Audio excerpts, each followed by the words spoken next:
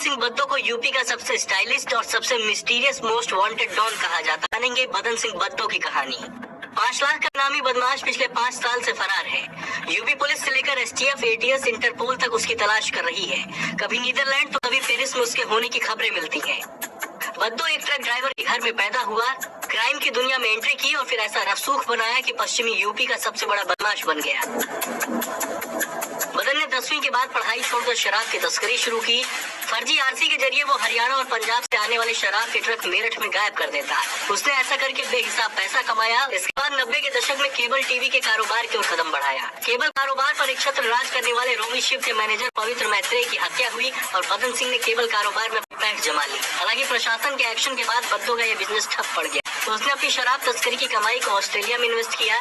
वहाँ होटल कारोबार खड़ा किया, जिसे उसकी पत्नी जैस्मिन कौर ने संभाला। साल 2016 में बदन सिंह का पत्नी जैस्मिन से तलाक हुआ। तब तक ऑस्ट्रेलिया की संपत्ति जैस्मिन के नाम पर हो चुकी थी और वो वहीं बस गई। इस बीच बदन सिंह के दोनों बच्चे भारत आते जाते रहे। हालांकि बाद में बेटा सिकंदर भारत में ही बस गया। जैस्मिन से तलाक के बाद बद्दो ने ऑनलाइन साइट के जरिए एक मल्टीनेशनल आईटी कंपनी के अधिकारी से 2016 में दूसरी शादी की। जब तक नई बीवी को बद्दो की असलियत पता लगती, बद्दो ने उसे भी 60 लाख का चूना लगा दिया। कहा जाता है बदन सिंह बद्दो की तमाम गर्लफ्रेंड्स थी। टॉप ब्रांड्स का शौकीन बद्दो अरमानी के सूट पहनता था और बुलेट प्रूफ गाड़ियों से चलता। उसके हाथ में लाखों की कीमत वाली राडो रहती। रेबन के महंगे चश्मे ने उसकी शख्सियत को आम गैंगस्टर से अलग बनाया।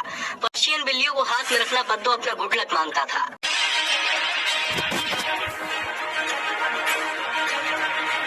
यूं तो यूपी के कई माफिया और गैंगस्टर सुर्खियों में रहे हैं, लेकिन एक नाम ऐसा भी है जिसे लोग यूपी का सबसे बड़ा डॉन कहते हैं और वो नाम है बदन सिंह बद्दो।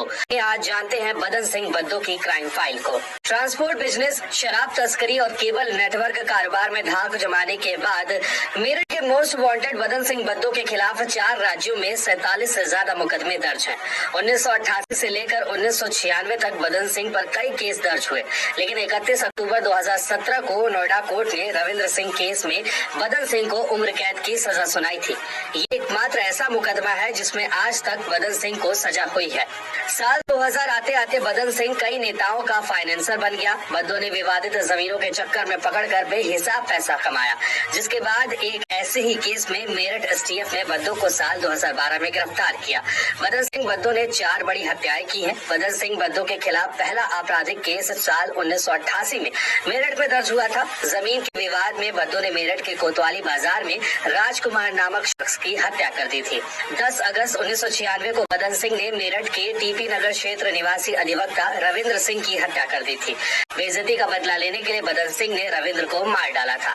मेरठ में 12 अप्रैल 2012 को 10 गैलेक्सी कम्युनिकेशन के मैनेजर पवित्र मैत्रेय की दिन दहाड़े गोली मारकर हत्या कर दी गई थी। ये केस आज तक कोर्ट में चल रहा है।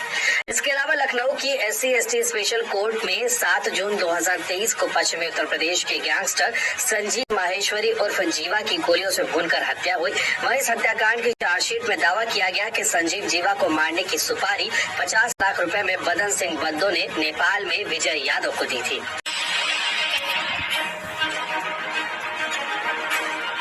पश्चिमी यूपी का एक ऐसा डॉन जिसका टारगेट ट्रांसपोर्ट बिजनेस से शराब तस्करी और केबल नेटवर्क पर धाक जमाना था।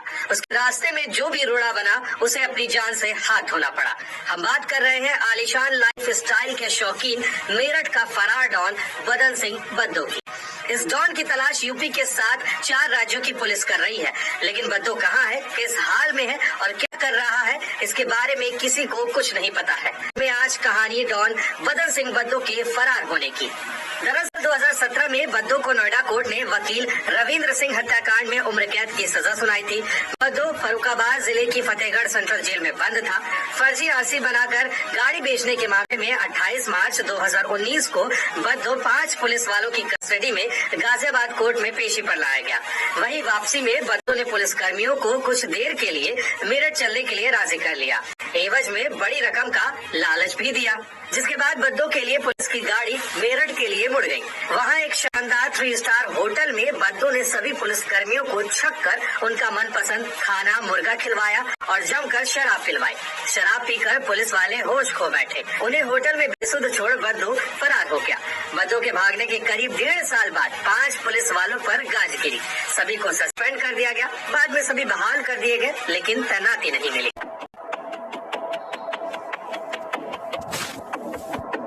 यूपी के मोस्ट वांटेड बदन सिंह बद्दो ने काली कमाई से अकूत संपत्ति जुटाई, भारत से ऑस्ट्रेलिया तक कारोबार खड़ा किया, लेकिन अपने नाम कुछ नहीं रखा। यही वजह रही कि यूपी पुलिस आज तक उसकी सिर्फ एक कोठी ढूंढ पाई, जिसे मिट्टी में मिला दिया गया है। आज कहानी बदन सिंह बद्दो की काली कमाई के साम्राज्य की। 1993 तक बद्दो ने शराब तस्करी और केबल नेटवर्क कारोबार में अपनी धाक जमा ली थी। शराब तस्करी से कमाई दौलत को बद्दो ने ऑस्ट्रेलिया के सिडनी में खपाया और वहाँ होटल कारोबार खड़ा कर दिया।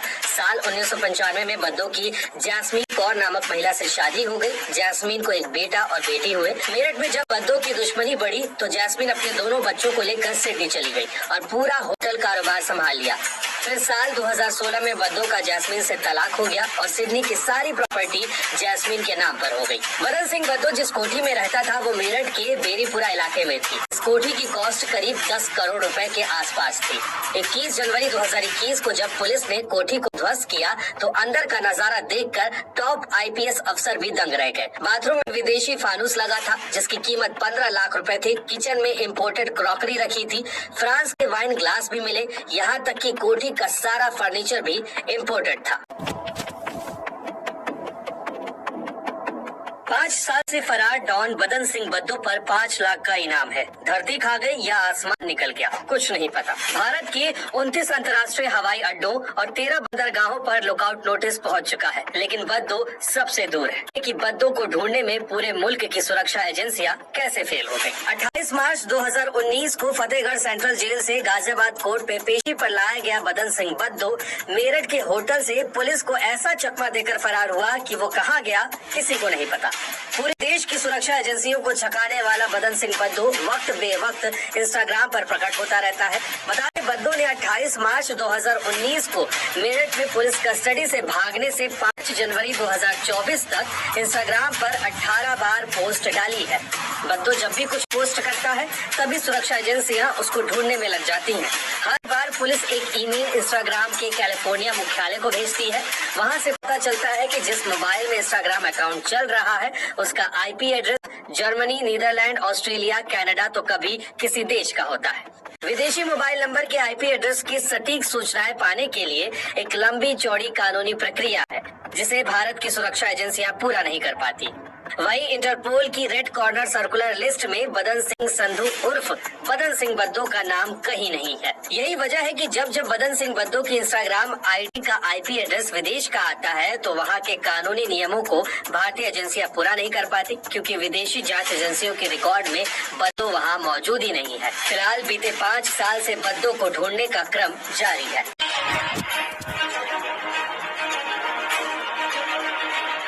सुशील मूछ और बदन सिंह बद्दो दोनों क्रिमिनल ऐसे हैं जिनकी राह तो एक है, लेकिन दोनों की लाइफ स्टाइल बिल्कुल अलग। एक पुलिस को चुनौती देता तो एक चुनौतियों से दूर रहता।